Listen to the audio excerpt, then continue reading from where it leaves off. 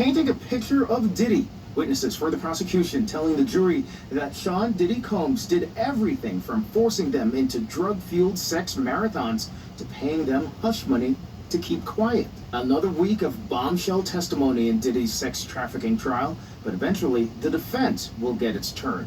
A longtime friend of Diddy speaking with PIX11. Everyone on the team is optimistic now. Very much. Do you see that in his body language? He just focused, man. He just focused. And again, like I said, he's staying prayed up. He's focused, and he just waiting the chance for the defense to present his case. And in a stunning turn of events, the judge threatening to throw Combs out of the courtroom if he doesn't stop gesturing to the jury. So clearly a lot of fireworks at the Sean Diddy trial.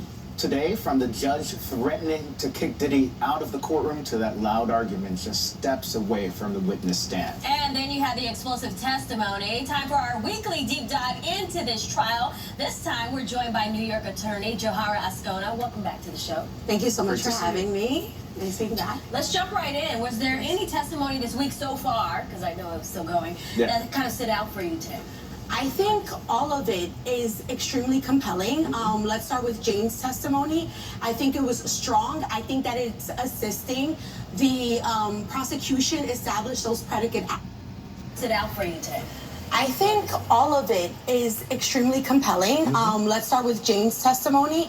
I think it was strong. I think that it's assisting the prosecution establish those predicate acts and really present the case, because there are so many similarities with Cassie's testimony, such as the romanticizing that occurs beforehand, and then this very different angle and element of control that comes in afterwards. However, while those patterns of behavior on behalf of Sean Combs' side is obviously detrimental to his case, there are some consistencies with the alleged victims that I think also play a crucial role here in the fact that they are, in my opinion, favorable to the defense.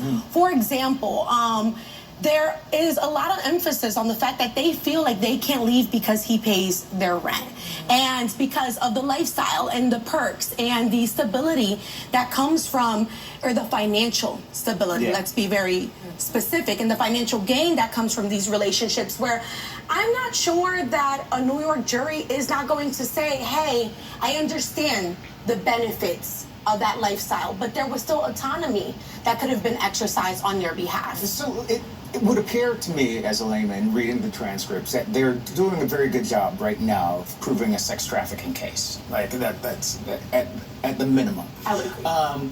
Would then a jury of 8 men, which it's made up of, do you feel confident that they might be able to convict at least on sex trafficking?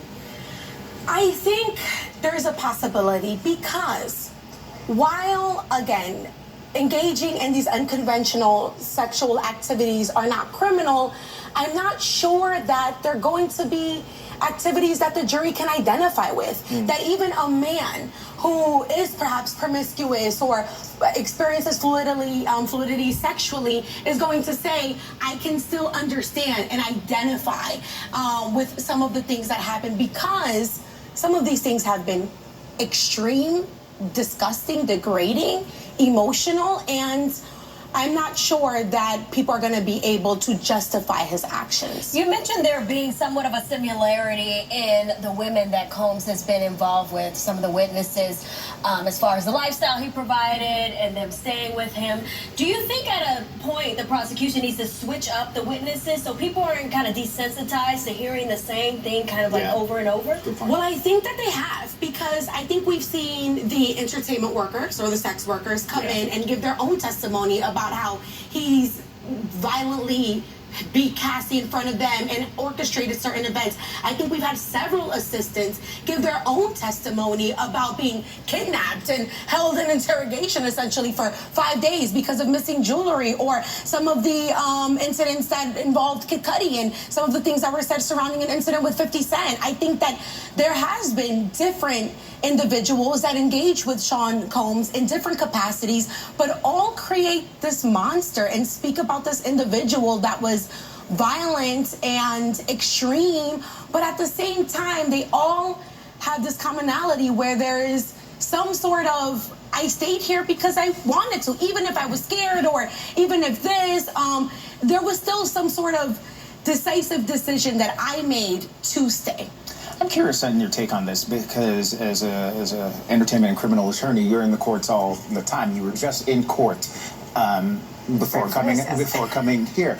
How unusual is it to be able to have a judge admonish a defense and a defendant the way this judge did and threaten to kick them out of their own courtroom?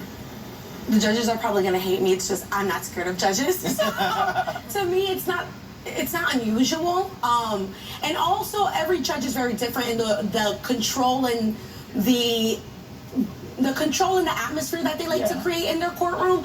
But I think that what makes this very different is that this judge has to run a tight courtroom because of Sean Combs' influence and the impact that him nodding and engaging and acknowledging the jury can have. This is not a conventional defense. This is not a conventional case. So I've sat next to tons of clients that have been threatened to be kicked out, even though certainly things have to escalate in order for that to happen. But nevertheless, I think that the judge is being very conscious, very present, and very considerate of all parties involved. And I think that he means it. And this is not a conventional trial with, the influencers, the people in court, it's the outbursts. It's like a circus. Thank you so much for being here. Of course, thank you for really having me. Appreciate Always it. a pleasure. We'll see you soon, and we'll be right back.